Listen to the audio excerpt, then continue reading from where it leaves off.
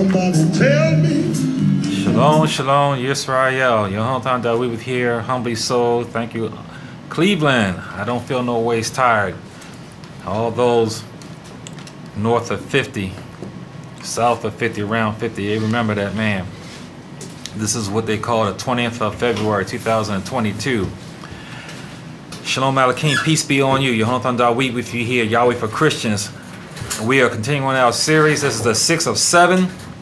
Kahalo Hashiba, Philadelphia. This is the Assembly of Love. And we did get cut short last week, but I want to keep on because we got the, this is T minus 55 for Pesach. And I want to keep, I don't want to lose a week because we got to get with that, and then we got to do Daniel Revelations. But we began with Ephesus. This is the loveless assembly. And then Smyrna, which is the persecuted one. And then we had Pergamum, which is the compromised assembly. Then Thyatira, the corrupt assembly. Last week, it was Sardis, the dead assembly. This is the world's first mega church, if you will. The world's first mega church. Big, full of pomp and circumstance, but dead. No life, no love in Yahweh. You know, one of the themes, maybe even the principal theme, well, no, I would say one of the themes of Yahweh Christians is the love of the name of Yahweh. The theme is the love of Yahweh. But to know him is to love him. To love him is to know him. If you know anyone that you love, you know their name. And I want to caution those out there who think that this is not important, talking about a name is only name. But it's not important. Just in this one letter alone, penned by Yochanan, as dictated to him by Yahweh himself, given to Malachim, who sent it to these assemblies, who read them to them live, right there. Can you imagine going to worship and a malach is in there at the pulpit giving you the word, the preacher sitting on the side? But 23 times, Yahweh mentions name for him or the name of the beast. So if it's important to him, then it must be important. He who has an ear, let him hear.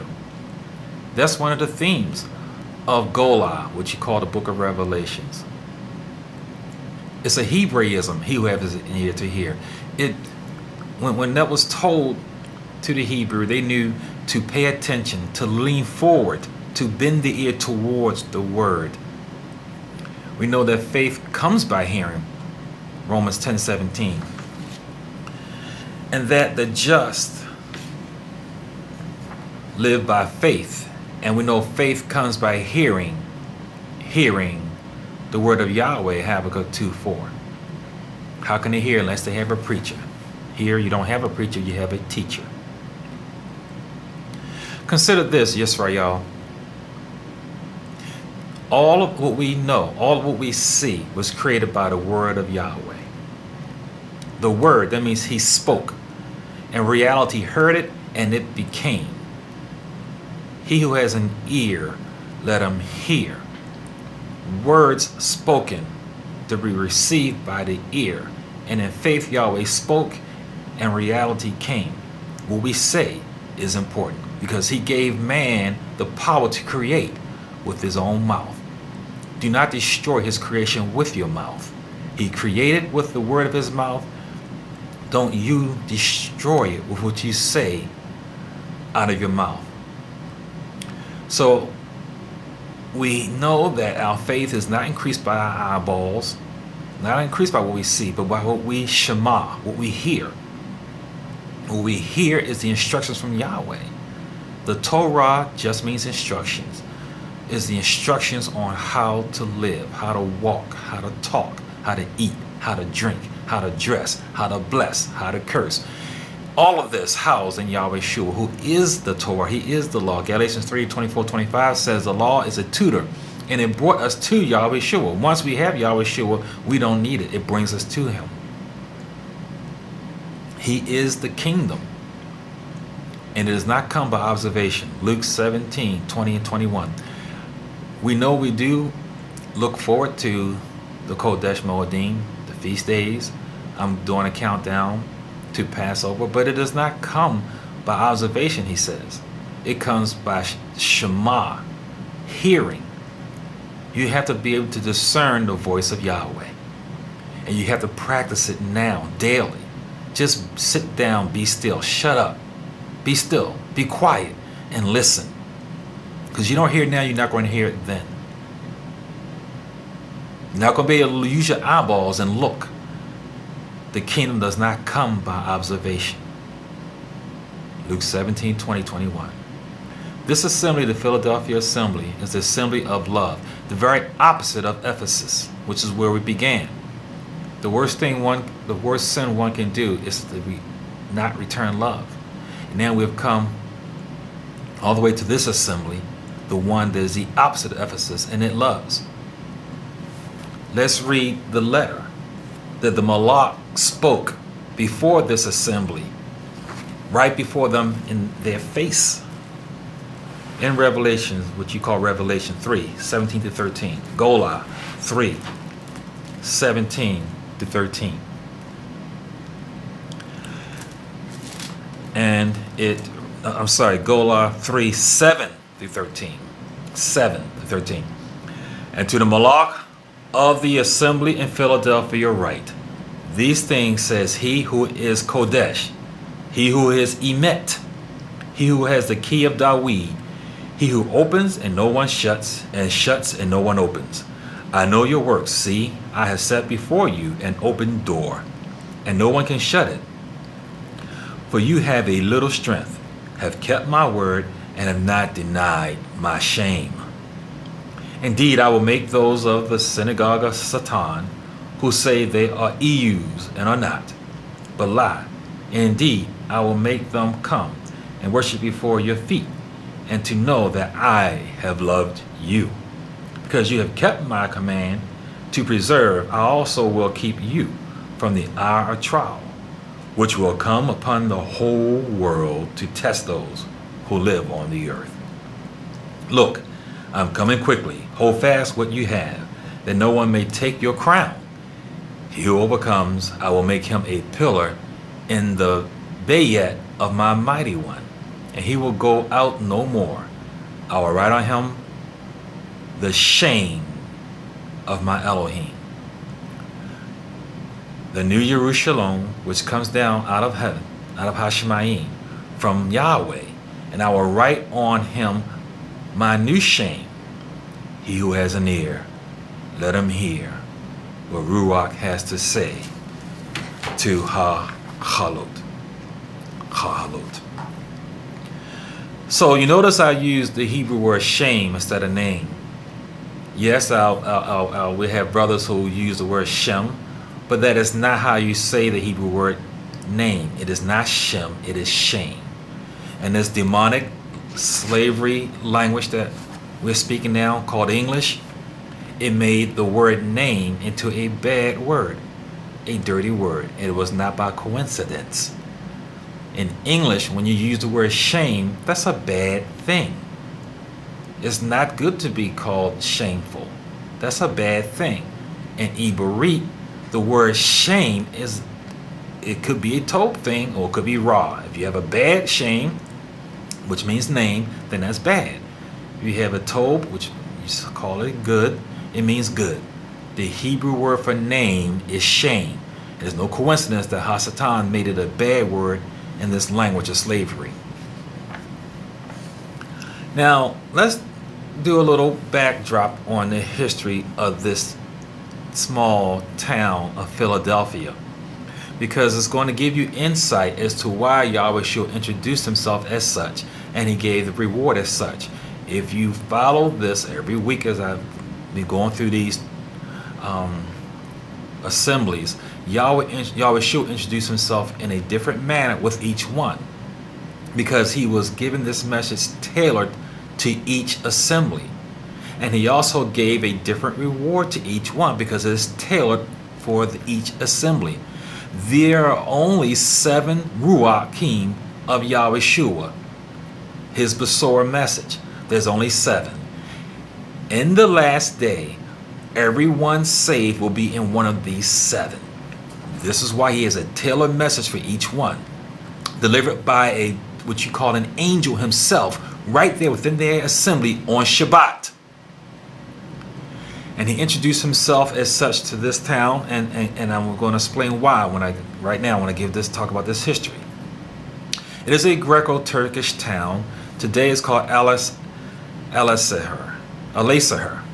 Now, it was burned down after World War II, during the war, but is of course back up to down now, and is now known for its mineral water and dried fruits, principally its raisins. But it was established 189 BC by Attalus. Now, Attalus, who had great love and loyalty to his brother Eumenes, is what caused the coining of this name, Philadelphia. So if you can look up the history of these 2 men, I will spell it for you. Attalus. That's Attalus. He's the one that founded Philadelphia in 189 BC, who had great loyalty and love for his brother Eumenes, Eumenes. This was not any kind of unrighteous love. Not that these 2 men were righteous. They were kings of idolatry. One in Pergamos, which we've already read about, and this one, Eumenes, I believe, was a king in Pergamum. And they had authentic, real love for one another, hence the name Philadelphia. Now, this city was actually destroyed during the time of Yahushua in 17 AD. So Yahushua was about 17 years old when this town was destroyed by an earthquake. So for 5 years, Rome forbade them from paying taxes, so they got a break so they can get back up to speed in their economy. So they had 5 years freedom of paying taxes. Now, this small town was situated so that it was in a very, I guess you can say, good location for spreading messages and words, because where it was, many roads went through Philadelphia, including roads going to India and China, because of the juxtaposition of this town. They used these roads as an advantage to be able to spread the word of their deities. So if you went through Philadelphia, you could go through different parts of the world very easily because of the way the roads were situated there. Now, this city was filled with pagan temples, and because of the great trafficking going through this town, it was kind of like a stopover town. It wasn't as huge as some of these others, but that's how come so many deities, different beliefs and faiths were lodged here. As a matter of fact, it is known for its pillars, rows of pillars, each one dedicated to a specific deity. I guess here in America, it was akin to in Hollywood, where you have the Walk of Fame with all those stars on the sidewalk, where each star had a different name of a different Hollywood celebrity. Well, that's how this was in Philadelphia, except they used pillars. Huge pillars going along the roads, each pillar with a different deity's background on it, name, and image. So that's when you knew you was in Philadelphia, when you saw these pillars. Now today, Alasehir, which is what it's called now, has over 50 mosques. Philadelphia, like I said, is still there today, and with multiple backgrounds and peoples and ethnicities. Now, one of the things about Philadelphia that is also known for, because it was situated with a active volcano, it had rich soil. That volcanic ash caused it to have one of the best wines in the world. So much so that Domitian ordered them to tear them down, because the Philadelphian wines competed with the Roman wines. And people were going, and like I said, they had all these great roads. People would go there for their wine if they were too far from Rome. So Rome was losing money because Philadelphia has such great wine. So to this day, of course, the vineyards are back up, and you can get wine from Alisahar, as it is called now. Good wine because of that rich soil from the volcanic ashes. Now, the Hebrew assembly in Philadelphia was a very small assembly. Unlike what we talked about last week in Sardis. Sardis, that was a mega church, if you will. A mega church. People would travel just to go worship there.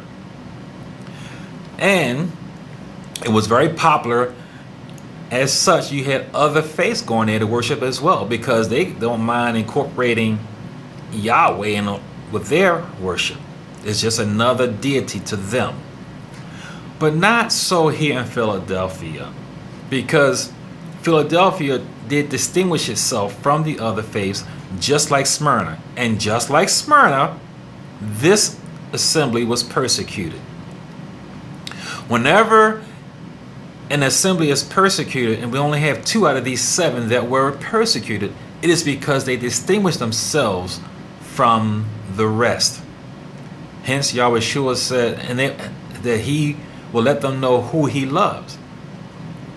Now, I know we read oftentimes about being kicked out of synagogue, and that was a huge fear for those in Israel during that time, and you wonder why.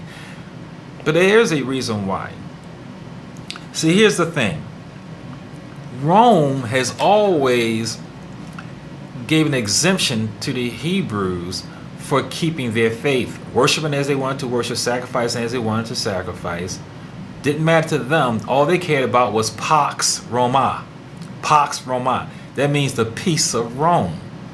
And how you kept the peace of Rome was by paying your taxes. So as long as they paid their taxes, they didn't have to say that Caesar was a god. It didn't matter to them. But only the Hebrews had this special dispensation. It's no different than even what Babylon, Assyria, and Greece, even Greece did. Because of the rich history of the Hebrews, all of the region knows about Abraham to Moses. See, they don't forget. Abraham is the one that caused the whole region to be able to more freely trade.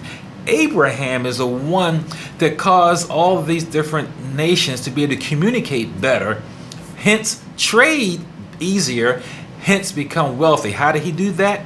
By codifying their language. Abraham is the one that used codifications to the sounds. He's the one that started this. So whoever the sound, he put a code to it, which we call letters, and this is how they were able to better communicate, which helped trade, which helped Abraham get wealthy. He's the one that helped codify the Hebrew language, which also transferred into codifying all the other languages around them. And they all knew how Abraham got wealthy also from the other nations. I mean, saw what happened twice when a king tried to take his wife, and each time Abraham left richer. They saw how whenever Hebrews were taken in, that anyone went against them, they came out the worse, and the Hebrews came out richer. They remember Esther. They remember Daniel and the 3 Hebrew boys. They remember Yusuf. All of this, the Hebrew history was rich in this whole area. Everyone knows about them. Now, they didn't want to go ahead and follow one deity. The Hebrew religion was the only religion on earth that was monotheistic. All the other ones were polytheistic. It was a unique religion. It was unlike any other faith. As such, whenever they took Yahweh's people, which they always sent them back, Babylon, Assyria, Greece, when they took over them, they allowed them to stay and keep their faith. They tried to co-opt them into their faith, but they never mandated it. They helped them build the temple back up, let them worship and keep their feast days. And the history was there. As a matter of fact, there was a registry. We see how we know our history from reading Matthew and Luke. It gave the genealogy straight down to Yahweh. So we had our history categorized and chronicled. It was well known. So to be kicked out of a synagogue was serious, because if you're kicked out of the synagogue and your name is taken off the registry, you're now open to be persecuted, because you're not keeping after the gods of Caesar, you're not keeping after the deities, and you're also not in the synagogue. You're not keeping Shabbat. That means you are out there free and doing your own thing. That means you should be out there. You need to worship the gods of the land. If you're not in the synagogue, under the protection of the EUs, they were called at that time, then you were persecuted. And only two places were they persecuted: Smyrna and Philadelphia, because these two assemblies separated themselves from. Now another thing, Rome didn't know who was who. This was just a sect, as far as they saw, another sect. They worship in the same building. They looked alike. They spoke alike. As far as they're concerned, they're all the same. It's just like one different group of people think all black people look alike. Another group of people might think all white people look alike. Another group of people think all Chinese look alike, all Japanese look alike. But to a Japanese, they see the differences between one another. A Chinese person sees the difference between one another. You see the differences. It's other eyes that are not used to it that they see just one face when they see a type of people. So for Rome, we were all the same, but we were not all the same.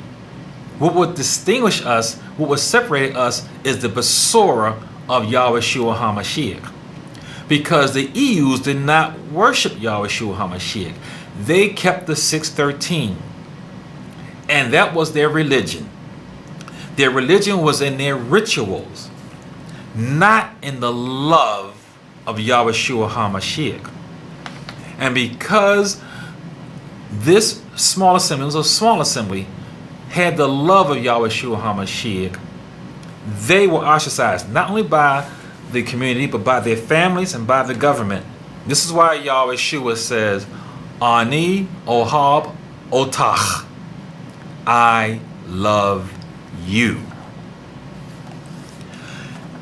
Now, let's talk about this unique message, this unique letter that was written to this assembly. Each letter, like I said, like a thumbprint, was tailored to each assembly. Yahweh introduced himself as he who is emet, he who is true, and that he has the key. So he's letting them know, listen, you're persecuted because of the truth. Look, I am he. I am he that you are being persecuted for. I am he. I am emet. Haya emet. And where did he, and this is a quote, actually, let's go to this quote about this key, Isaiah 22:22. Let's go to this. Where does he get this from? Isaiah 22:22, and it reads, the key of the bed of Dawid I will lay on his shoulder, so he will open and no one will shut, and he will shut and no one will open. So this is a quote directly from what you would call the Old Testament. And why is he, so he's being introduced as he who is emet, he who is true, which is the reason why the Philadelphian assembly was being persecuted for keeping the truth. Then he quotes Yeshayah about this key of Dawid. Yahweh came through the line of Dawid. So he is the HaMashiach. He is the Messiah, the anointed one that's going to return through Dawid.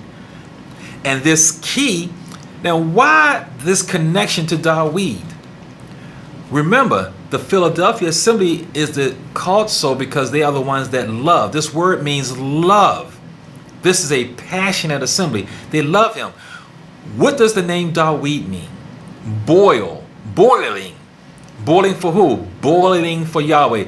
David loved Yahweh with all his heart and all his might and all his soul. This is why Yahweh said, if I was a blood man, if I was a physical man, I would be like David.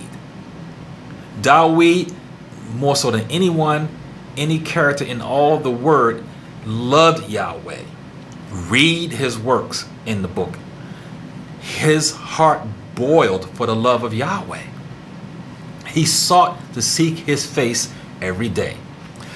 This is why you see the connection in this letter that I'm truth, I am the truth, whom you've been persecuted for. I come through David, who you are waiting for his return. As the anointed Messiah to come. You're waiting for his return. That's me coming through him. And he is the one that loved me as you love me. Unlike the Ephesonians who have all this knowledge, who can slice and dice and break up and down the Torah with no love. You love me. I am he. Then he says, I know your works. So it's not just about love. It's about doing told works. And they had little strength.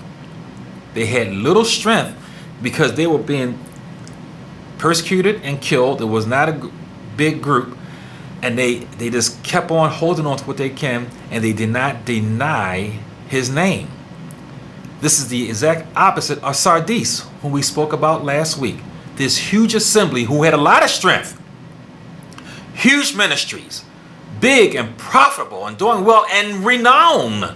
Known all throughout Asia Minor. Known all throughout the land. People came far and wide just to worship there. But what did they do? It's not so much that they denied his name. They did not say his name was not Yahweh, but they incorporated other names along with Yahweh.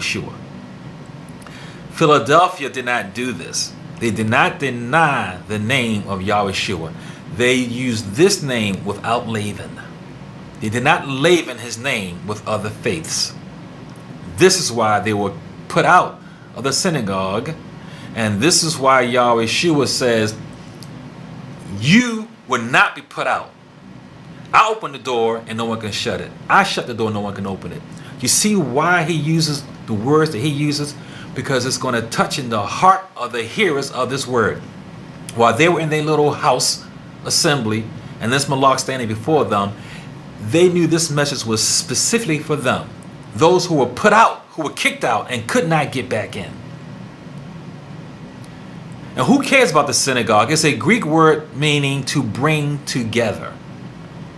But the Hebrew word is Knesset. Knesset. Knesset is a group that comes together for worship. And we don't worship in a synagogue. We worship in the Beit of Yah, the house of Yah. What did we say? If you follow Yahweh for Christians, in the very beginning, in the Bereshit, what Yahweh is doing is he's building, he's revealing himself through the home that is built on a foundation of the rock Yahweh. You see how this comes in all one big circle? What Yahweh is doing, you gotta realize this is an eternal reality in Yahweh. We are limited and we are sinful. How can Yahweh cannot directly just speak to us and have us receive, understand, and know what he's saying? What he does is he gives us tangible things that we do know and uses those as an example of what he's trying to say, what he is saying to us. We all know what a house is. We all know what a man and a woman, a husband and a wife and children are. So what he does, what Yahweh is doing is he is giving us tangible items that we have a history of, that we relate to, that we operate in, so we can understand his mind. His mind is, I love you. I love you. Ani ohab otach. I love you. And this is how I'm going to get you to understand my love for you. I'm going to do it in the home, which has a man and a woman, an Ish and Isha, and Eladot, children. And And this home is going to be founded on my son. My son is Yahweh Shua. He is the foundation of the home that you build it on. It is the rock. It's not on slippery sand. And the revelation of me is going to come through you, through your seed. And he's going to come out there and he's going to show you how to love me. How to love me.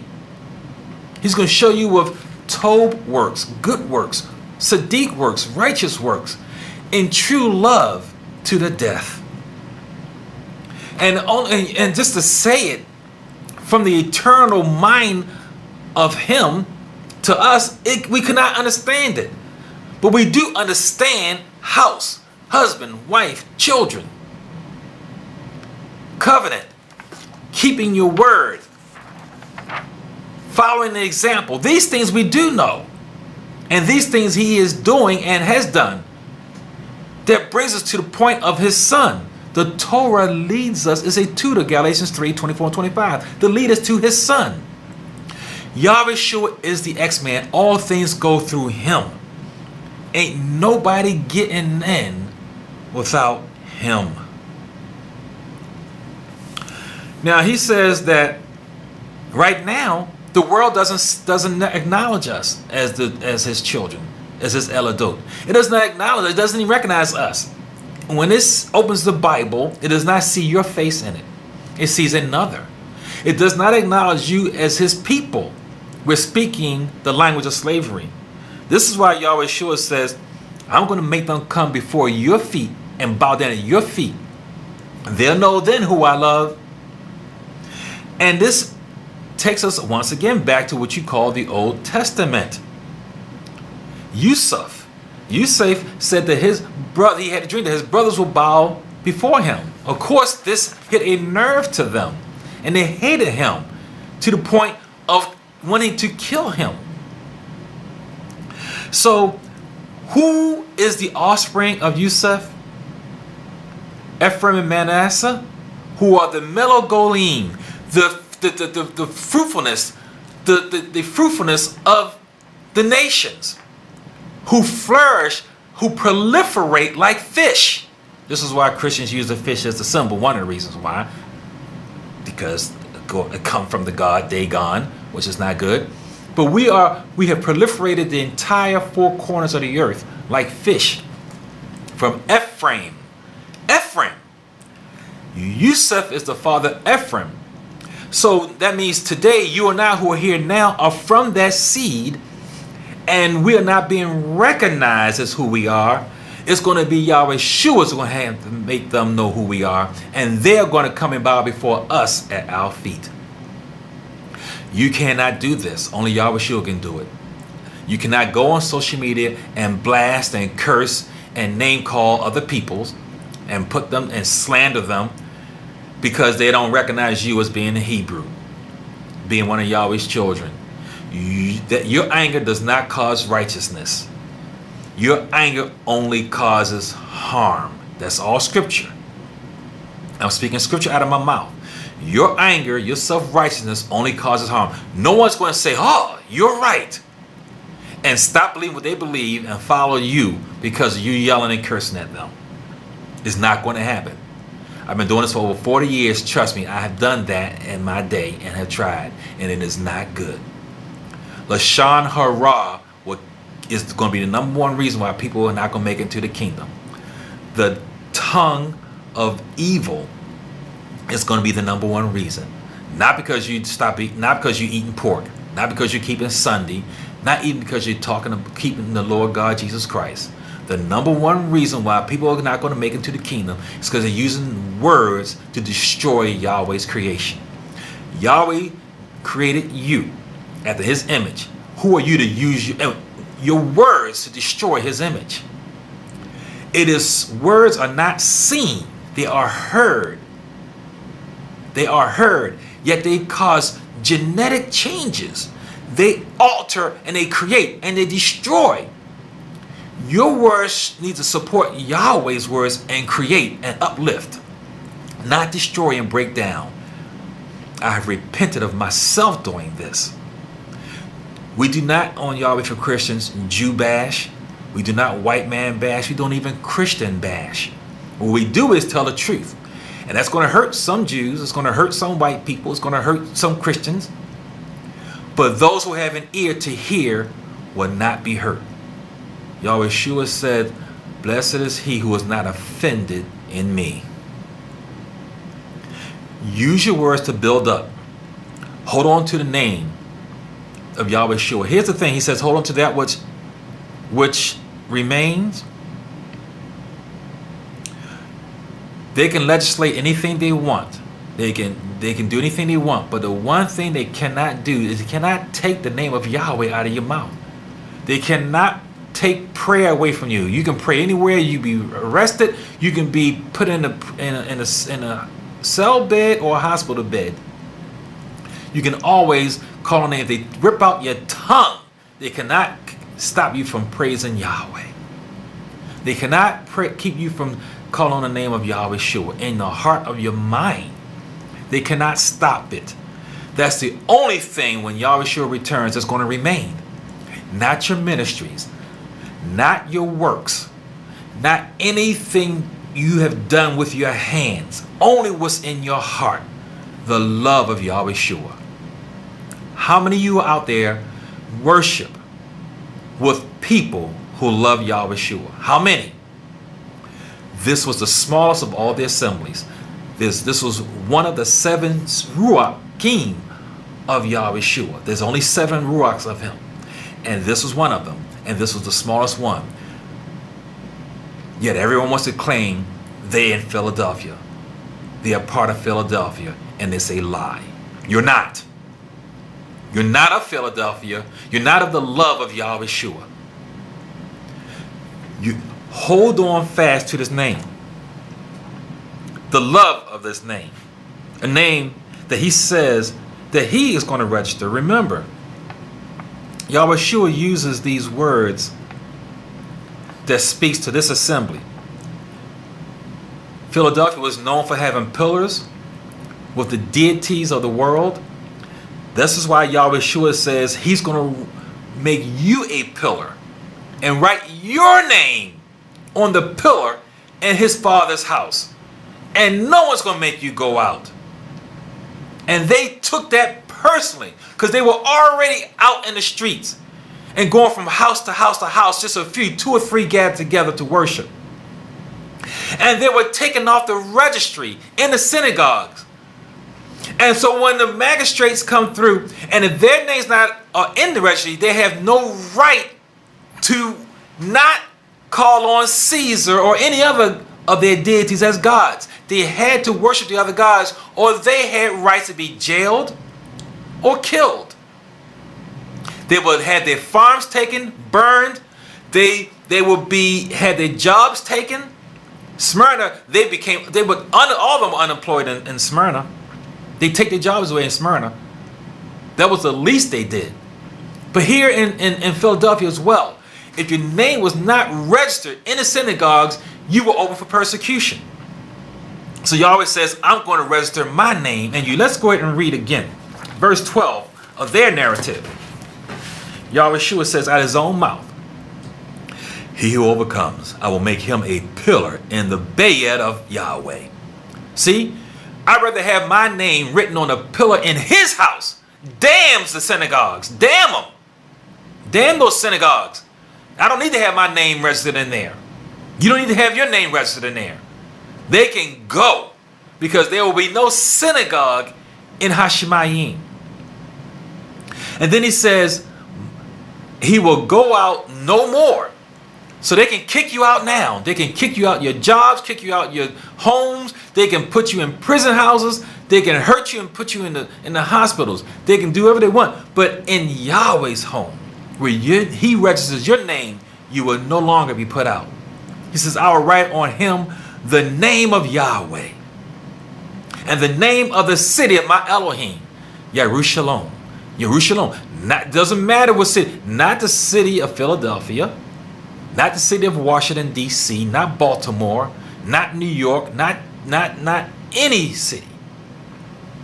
His city, the eternal city, because all these cities will end. And he says, this city comes down from Hashemayim, from Yahweh. And I will write on him my new shame. Yes, take on the shame of Yahweh Shua. Take on the shame of the belief in Yahweh Shua. He says, I honor my word even above my name. Take on his shame. Yes, your own family and friends ostracize you. You're not popular. You're not going to get a lot of likes. You're not supposed to. Because they hate Yahweh Shua, they're going to hate you.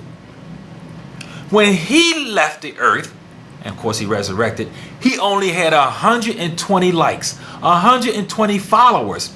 This is the man of Yah himself, the one who created all things, the one who is life, only had 120 followers. That's all he had. Do not try to gain the popularity of this world. If they don't like you, that's their problem. Because you know what? At the end, they're going to be very ones worshiping at your feet. That's not my words. That's the words of Yahweh Shua HaMashiach. So they take your name off the rolls and take your names off the registry. He's going to put them in and write them in his registry.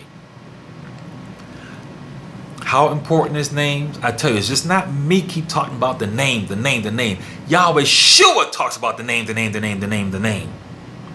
It's not important. Let's just give a few scriptures before we close out here. Revelation 17 and 5.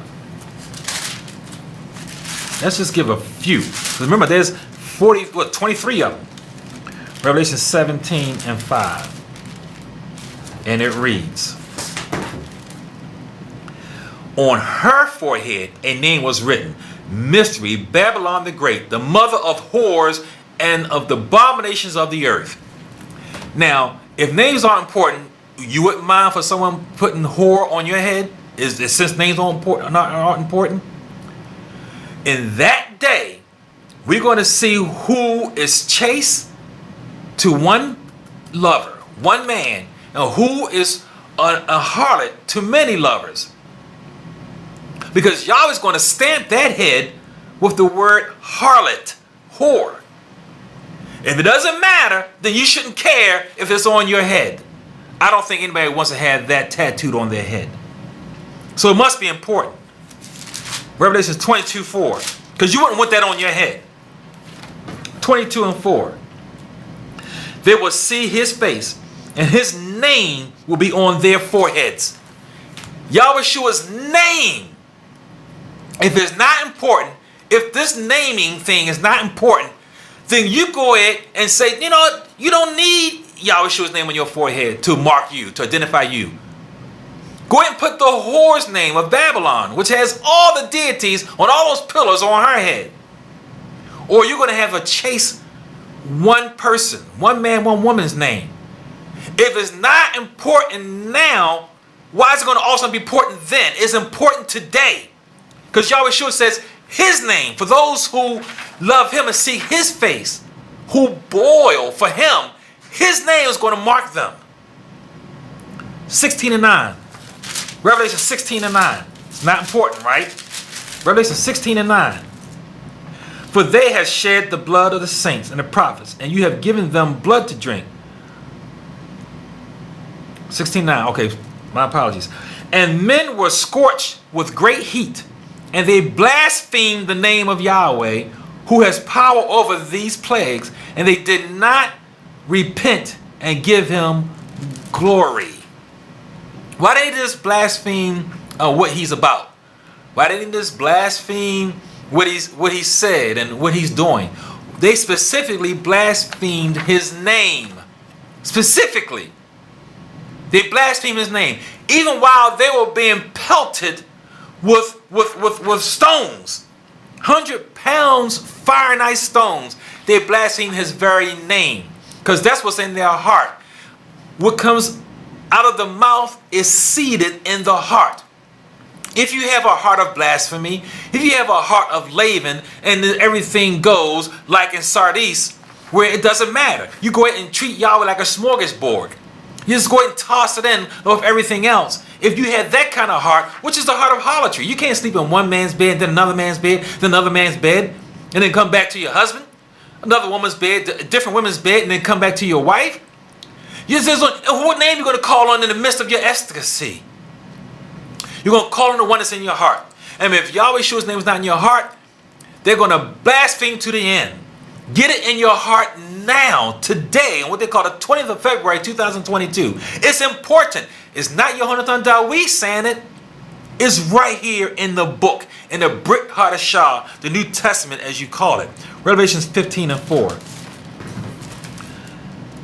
Who will not fear you, O Yahweh, and glorify your name? Because you alone are Kodesh. For all the nations will come and worship before you, because your judgments have been manifested. Your judgments have been manifested. Who's not going to honor your name, it says? Who wouldn't do that? Those who have a heart of blasphemy. Blasphemy means wrong use of the name. Wrong use.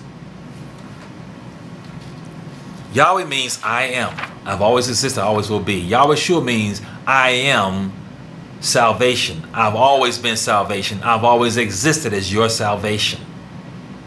That's what those names mean. You cannot put any other name in its place. Revelations 14:11. Revelations 14:11. And it reads, and the smoke of their torment ascends forever and ever, and they have no rest day or night, who worship the beast and his image, and whoever receives the mark of his name. So it's not important. Will you take a chance? Are you going to take that gamble? Are you going to go to the Horseshoe down in Baltimore, or the one, or the gambling place out there in DC, wherever? Are you going to take a gamble that is not important? When it says they are going to be tormented day and night if you receive the name of the beast, the mark. It marks who you are. If it's not important, then go ahead and keep the name of the beast. See if it's important to the one who created you. The one who created heaven and earth, the sea, and all that in them is. It's important to him, so much so that he says if you don't take his name, he's not going to put his mark on you. And if you take his enemy's name, he's going to put that mark on you. And those who have the enemy's name of Yahweh are going to be in torment forever. I just thought I'd stop by here and tell you that. Revelations 13:1. This name thing is important, do you think? Then I stood on the sand of the sea, and I saw a beast rising up out of the sea, having 7 heads of the 10 horns, and on his horns were 10 crowns. On his head the black heads a blasphemous name. Now I wanted to read this one because it says a blasphemous name. That means a specific name of blasphemy. In the beginning was the Word. You read that somewhere? Did you read that somewhere? The Word. Was that word English, Latin, German, French, Greek, Russian? Yahweh opened his mouth and said one of these languages, or did he open his mouth with Lashon HaKodesh, the language of creation, Ibarit? So that means when in the beginning was the Word, when he says, I am, and he says, let there be light, Kaya or, Haya or, light, which means the knowledge of Yahweh, not the physical light, because that didn't come till days later. Let the creation, let the reality be full of the knowledge of Yahweh. Did he say Jehovah? That came by thousands of years after in the beginning, thousands of years after the Bereshit, before the foundations of the world. Did he come up with anything Greek? Yet today you think you can open your mouth and blaspheme? Remember, right here it says in Revelation 13:1, on his heads a blasphemous name. There's a specific name of blasphemy that does not identify Yahweh as who he says he is. That does not identify Yahweh Shua as who he says he is. Yahweh is building his house on the rock of his son. The foundation, Yahweh Shua HaMashiach. Psalm 135 and 13. You know why Yahweh loved Dawid? Because Dawid loved him. And that's why so many people hated Dawid. He loved Yahweh with all his heart, all his might, all his soul. Psalm 135 and 13. Your name, O Yahweh, endures forever. Olam. Your fame, O Yahweh, throughout all generations. All generations. His fame forever. That means here in 2022, whatever Dawid was calling then, it endures to this day. It endured before Dawid was born. And then at that time, there was no Lord God, Jesus, Jehovah Christ. There was no sweet Jesus when Dawid penned this. There was none. And as many out there who are offended, all you got to do is open the Bible and say, is it true or is it not true? Yahweh Shua introduced himself as him who is true in this letter to this group. But you want to claim to be part of Philadelphia. Yahweh introduced himself. The first words out of his mouth is he who is true. He who is emet to this group. So, was Dawid calling him Jesus? That's going to last forever, when there was no such thing as such. Hebrews 13:8 says, yesterday, today, and forever, he remains the same. Hebrews 13:8. Yesterday, today, and forever. That's what it says. Forever is a long time. That means here back in the book of Hebrews, written about less than 60 years after the resurrection of Yahweh Shua, there was no Jesus. It couldn't have been. I gave you the history of that name. It's important, ladies and gentlemen, boys and girls, because this is the name given unto men by which you must be saved. Must be saved. John 8:58. John 8:58. And it reads, Yahweh Shua said, this is Yahweh Shua speaking. I think he knows what he's talking about. Most assuredly I say to you, before Abraham was, Haya, Yahweh. Before he even was, I am. That's what he said. And they got the message, which is why they immediately took up stones to try to kill him. Because they said he blasphemed because he called himself I am. The Ews, your enemies, tried to stone him because he called himself who he is. What he said he was to Moshe in Exodus 3:15. He says, I am that I am. Haya Yahweh. I am. Guess what else he said? This is my memorial name. That means this is what you remember him by. Always, olam, forever. It doesn't change. Yahweh doesn't change. From Exodus 3:15 to Hebrews 13:8, whether it's Yahweh or Yahweh Shua, who's all one and the same, he does not change because you came along. Speaking English. Where in the history of the universe, any kind of peoples, where the child is born, grows up, and changes the parent's name, and makes it the official name for the records. And the parents say, yes, okay, that's what you want me to name? That's what, and the parents take on the name that the child gave them. The father gives the name to the child. The child does not give the name to the father. You say you're a child of the Lord, you don't name Yahweh. Before you came on the earth, he had his name. Thank you very much. Mark 6:14.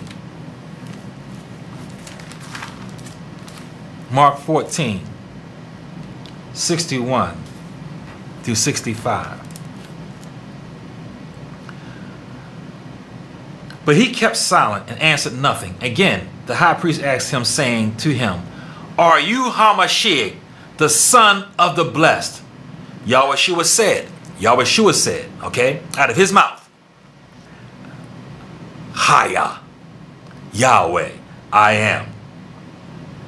And you will see the Son of Man, Bain Wa'ish, sitting at the right hand of power, and commanding the clouds of Hashemayim.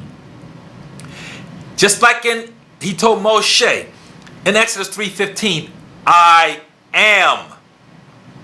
I do not change. This is my memorial name. And what happened? What was the response? They immediately beat him and smacked him down. They immediately started smiting him.